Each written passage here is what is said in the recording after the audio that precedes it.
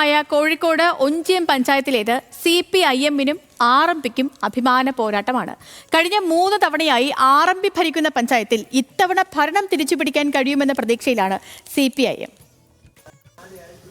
വടകര ഒഞ്ചിയത്തെ പ്രാദേശിക തർക്കങ്ങളെ തുടർന്ന് CPIM-ൽ നിന്ന് പുറത്തുവന്ന TP ചന്ദ്രശേഖരൻ രൂപീകരിച്ച പാർട്ടിയാണ് RMP.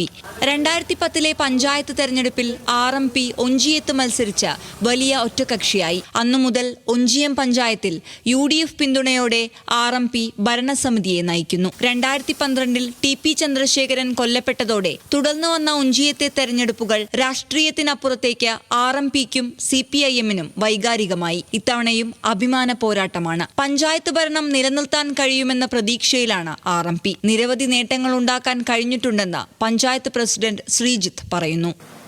പൂർണ്ണമായും നല്ല പ്രതീക്ഷയിലാണ്. കഴിഞ്ഞ ഒരു 4.25 വർഷവും ഞങ്ങൾക്ക് പരിപൂർണമായും ജനങ്ങളോടൊപ്പം നിൽക്കാൻ വേണ്ടി സാധിച്ചു എന്ന ആത്മവിശ്വാസത്തിലാണ്.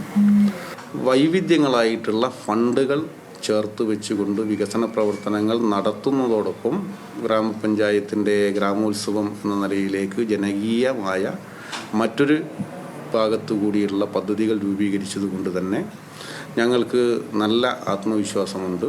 ഈ ഒരു ഇലക്ഷനെ നേരിടാനും ഇനിയൊരു തുടർച്ച വികസനത്തിനും അതോടൊപ്പം തന്നെ ജനകീയതയ്ക്കുമുള്ള തുടർച്ച ലഭ്യമാകുമെന്നതിനെ സംബന്ധിച്ച്.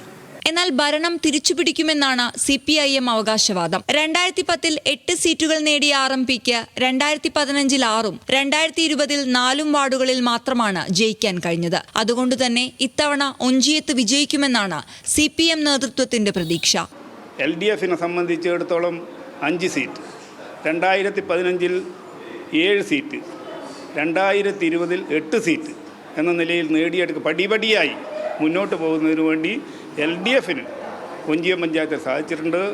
ഈ ഭരണസമിതിയുടെ ഈ തെറ്റായ നിലപാടുകൾക്കെതിരായി ശക്തമായ രൂപത്തിലുള്ള പ്രക്ഷോഭം ഇതെല്ലാം ജനങ്ങളെ ബോധ്യപ്പെടുത്തി മുന്നോട്ട് പോയാൽ നല്ല രൂപത്തിൽ വിജയിച്ച് മുന്നേറാൻ ഒഞ്ചിയം പഞ്ചായത്ത് ഭരണം തിരിച്ചുപിടിക്കാൻ ഇടതുപക്ഷ ജനാധിപത്യ മുന്നണിക്ക് സാധിക്കും എന്നാണ് ഞങ്ങളുടെ കാഴ്ചപ്പാട്. 17 വാർഡുകൾ ഉണ്ടായിരുന്ന പഞ്ചായത്തിൽ ഇത്തവണ വാർഡിന്റെ എണ്ണം 19 ആയിട്ടുണ്ട്. നിലവിൽ 8 വാർഡിൽ LDF-ഉം 5 വാർഡിൽ UDF-ഉം 4 RMP-യുമാണ്. 2 വാർഡ് കൂടി കൂട്ടിച്ചേർക്കുന്നതോടെ മത്സരം പൊടിപാറുമെന്നുറപ്പാണ്. ഒഞ്ചിയത്ത് രാഷ്ട്രീയ പോരാട്ടം എന്നതിനപ്പുറത്തേക്ക് CPM-നും RMP-ക്കും വൈകാരിക പോരാട്ടം കൂടിയാണ്. അതുകൊണ്ട് തന്നെ ഒഞ്ചിയം തിരിച്ചുപിടിക്കാൻ CPM-ഉം നിലനിർത്താൻ RMP-യും എല്ലാ ശക്തിയും പ്രയോഗിക്കും. അരുൺ പുതുപ്പാടിക്കൊപ്പം ദിലിഷ തിലകൻ, ന്യൂസ് മലയാളം, കോഴിക്കോട്.